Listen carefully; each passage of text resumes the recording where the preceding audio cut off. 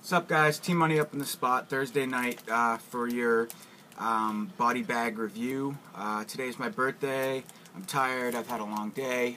Just got back from dinner, so I want to kind of make this brief. But the movie I chose to review is Pumpkinhead 4. It's the last movie so far in the franchise. I actually like it. It's my second favorite. I'd have to say, after the first one, I think the second and third Pumpkinhead are kind of shitty. This one's pretty straightforward, though, the story. It's basically about two families that are feuding, the Hatfields and the McCoys.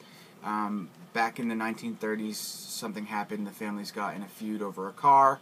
And flash forward to middle of nowhere bumfuck present when this movie takes place. And the families are still feuding.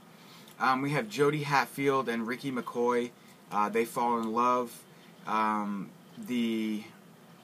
I think the McCoys dislike this, so either the Hatfields or McCoys dislike this, and Ricky's sister is murdered. So the McCoys take vengeance further onto the Hatfields, and they summon Pumpkinhead, the demon, to come and kill them for killing the young McCoy sister. So, and then you've got these two who are in love, and they're obviously from feuding families, so you have that love story intertwined, which makes for a pretty interesting little love story thrown into the Pumpkinhead, the classic tale of Pumpkinhead being summoned. So it kind of sets that up perfectly. I think the Hatfields and McCoy, story fits well into the Pumpkinhead tale. So the movie stars Lance Henriksen. He does make his return as a ghost, warning the families of Pumpkinhead and that sort of thing. It's always good to see Lance Henriksen. His role might be better. It's been a while since I've seen this one.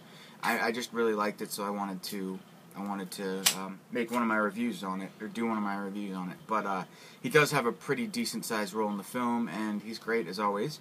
You also have Bradley Taylor and Amy Manson, who play Ricky and Jody Hatfield. Ricky McCoy, Jody Hatfield.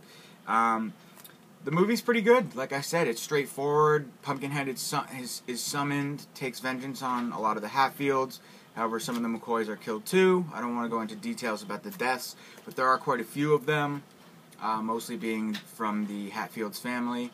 I don't know if I mentioned this. It's directed by Michael Hurst. It was released in 2007, direct-to-DVD.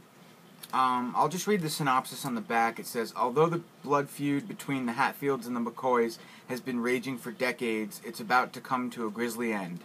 When Jody Hatfield falls in love with Ricky McCoy, her two brothers' brutal attempt to break their engagement leads to the accidental death of Ricky's kid sister instead. Ignoring the ghostly warnings of Ed Harley, played by Lance Henriksen, Ricky calls upon Pumpkinhead, the legendary demon of vengeance, to avenge his kin by wiping out the Hatfields for good. As the carnage commences and Pumpkinhead slaughters any and all who get in his way, one thing remains certain. If a Hatfield is ever to marry a McCoy, it will be over their dead bodies. So, yes, that's exactly what the film's about. And we kind of have a Romeo-Juliet type end, which I like. I don't want to go into details because I don't want to spoil it, but I would check this one out for sure. And you don't necessarily have to have seen the other sequels to watch this one. It's kind of just like, if you know the story of Pumpkinhead, just apply it to a new story with the Hatfields and the McCoys, because it has really nothing to do essentially with the first film at all. It's its own film.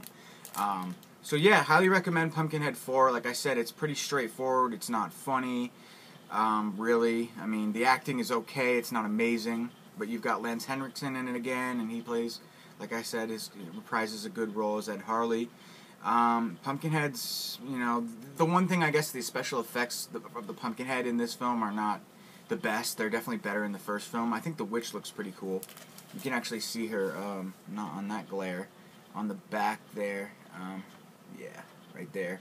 But, I recommend this. This movie you can get for like $11, I think, on Amazon. It's actually pretty pricey for, it was never released on Blu-ray. It's just a DVD. But, so like I said, I recommend it. It's my second favorite Pumpkinhead film. in the series. And so, yeah, that's been my review for Pumpkinhead 4 Blood Feud. Check it out, alright? Everybody have a good night. Peace.